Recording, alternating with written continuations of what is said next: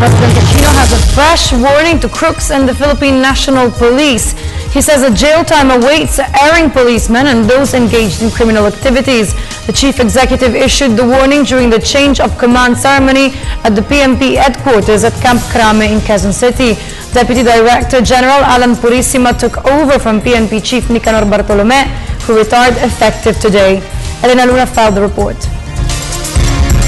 President Aquino sternly warned rogue members of the police force dishonoring the reforms implemented in the PNP.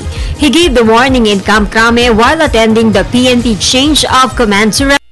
Kung pulis kang tumatanggap ng suhol upang ipagkalulok ang kalikasan, kung pulis ka nagbubulag-bulagan sa ilegal na pagtotroso, kung pulis kang humihitit ng droga o nagbebenta pa o sangkot sa pagnanakaw at pangungutang, bilang na po ang mga araw na inyo.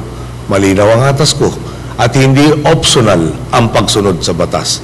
Oras na magkusang landas natin, hindi lang nyo isosurrender ang inyong tsapat o uniforme. Papalitan pa natin yan ng t-shirt na kulay orange at may malaking letrang P sa likuran. The President stressed the importance of each member doing their share to improve the image of the PNP. He called on all members of the police force to band together to remove doubts in their integrity as a true protector of the people.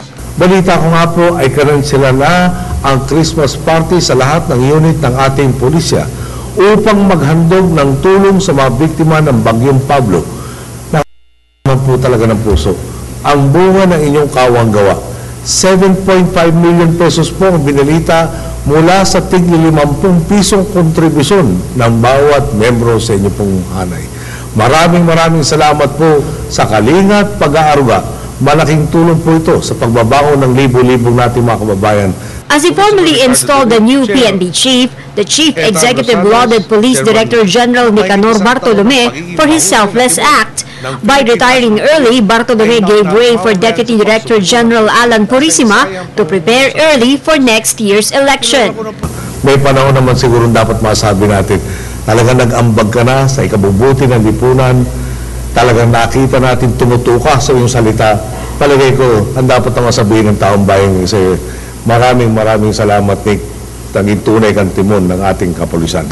Purisima is the third PNP chief appointed by President Aquino. For the People's Elena Luna.